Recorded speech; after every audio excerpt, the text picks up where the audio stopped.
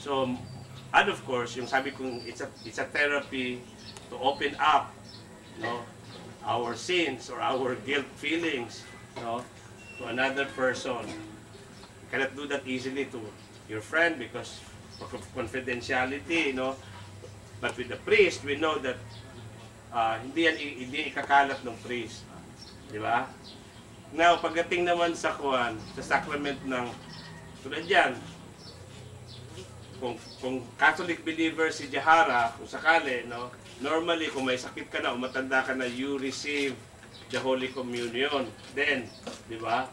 Or the best, yung sinasabi nilang anointing of the sick, another sacrament yan. No? Now, we follow that, we believe in that. No? As a form of preparing ourselves when we will die, di ba? And the other sacraments para lang maintindihan ng ating televiewers that we have these 7 sacraments, no, na to us Catholics, those are graces, no, graces. So ano pa? Mukhang hindi ka nag-aral sa religion. Anyway, ang basic na sacrament is the sacrament of matrimony. Baptism. Matrimony na kagad. You start with... Bakit sacrament magayon? Baptism. No? Sa atin, the sooner, the better. Di ba? Binabaptize. No? Christian. To become Christian. And that is biblical. No? Although hindi natin alam yung ibang approach sa ibang religion kasi meron pa silang, you know, they have another, some religion, they are baptized, malaki na, no? Pero in our Catholic belief, habang mas maaga, lalo na kung may sakit yung baby, sa bingit ng kamatayan yung baby, we ourselves, kahit hindi tayo pare, pwede tayong magbigay ng sacrament. So after baptism, anong next? Confirmation ba? Ha? Confirmation. Confirmation, no? Which is I-confirm. Medyo yung malaki-laki na yan, no? Ilang taon yan usually? 10. Pero i-confirm na ano na talaga siya. Pero bago confirm, hindi pa. Ano pa po? Communion. The first Holy Communion is a sacrament. When you are in your 7 years old. Nakalimutan. Di ba? Oh, pagkatapos mo ng tawag dito, pagkatapos mo ng basic catechism. Mag-confess. Yeah, communion. So, baptism, may reconciliation. Di ba? After mag-reconciliation, may communion. Di ba? Confirmation. O tapos confirmation. And some will end up to be a priest. So, they get the sacrament of ano ba yan? Ano ba sacrament yan? Kasi ikaw, munti ka na magkaroon ng ganyan sacrament, ha? Ano ba yan? Yung mga pare, anong natatanggap nila? Holy orders yata yan, di ba? O holy orders. Ang kapalit niyan sa hindi nagpapare, yun yung matrimony. No? And of course, yung pinakalas, yung anointing or the extreme unction ng araw na sinasabi.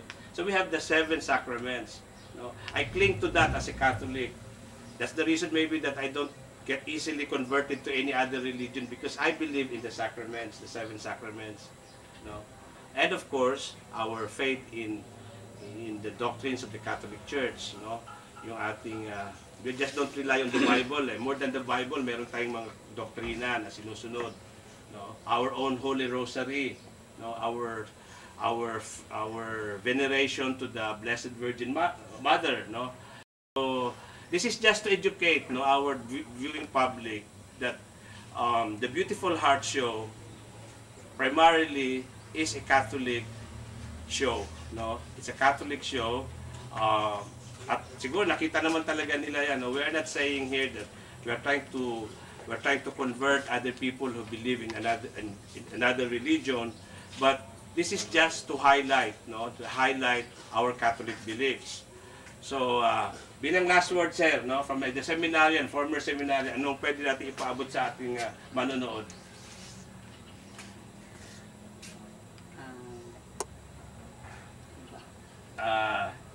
Prayer maybe to Jahara, no? Ikaw last word. Ako Zahara, na-experience ko kasi sa pinsan ko yung nagka-cancer ng bones. Every 6 o'clock in the evening, the whole family prays. mag-pray, mag-grocery talaga yan sila. Kung hindi makayo mag-grocery, as a whole family, kasi mas mabigat, kumbaga, kung lahat kayo nag-pray for your, parang ganon. So doon ko nakita talaga na kailangan pala talaga yon. Every 6 o'clock yan sila, tawagin lahat anak, sila mag-asawa, para lang mag-grocery. Doon ang impact nun eh, mas mabigat kasi marami. May tanong ko sa ano palang yung religious belief mo, anong pinapractice mong religion?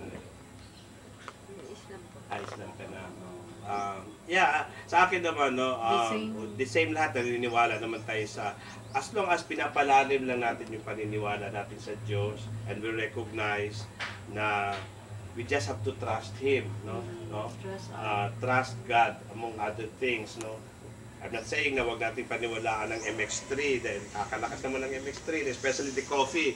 No, we are having a nice morning coffee break here at our place here at JSIS Village, and sana as we try to help you in your illness, no, makikisa din sa atin yung mga loved ones mo sa ating pagdarasal, no, yung ating mga televiewers, and as by parting word din sa ating televiewers, no, na-mention na kanina yung plano namin gagawin kay Zahara, no, mangangailangan siya ng dugo, and we know that to get 1 bag of blood would cost not less than 1,500, and maybe Zahara will need at least 2 bags of blood. So again, kumakatok na naman ako sa magandang puso ng ating mga manonood, no, na tulungan niyo po kami, no, dahil maliban sa dugo, nandyan yung bibili kami ng mga gamot niya, no, umaabot na parang halos nakikihingi na lang talaga ako ng tulong, no, na tulungan niyo naman, no. Zahara is married and meron siyang 1-year-old na anak, no. So, yung pong mga televiewers natin na medyo may magandang puso, no, may magandang puso, you can contact the patient themselves, no, yung cellphone number niyo, just in case meron tayong mga manonood na gusto kang tulungan, no. Meron ka bang cell number na pwede nilang tawagan o i-text ka? Anong number mo?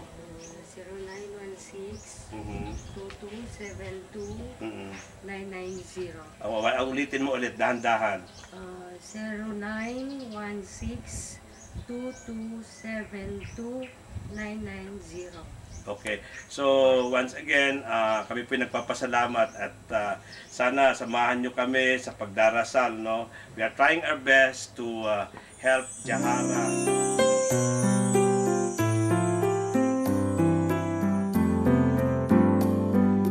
Tayo'y binigyan niya ng puso upang umibig at matutong mangarap. Pinagkalooban ng talino at mga bisig upang humayo't magsikap ng kalakhang pagbabago ay maging ganap at lubos. Tayo'y kaalagad, katipunang Kristiyano, manggagawa ni Kristo sa lupang sinta. Tayo'y kaalagad, kaagapay kasama, kapanaling ng masa dito sa bayan niya.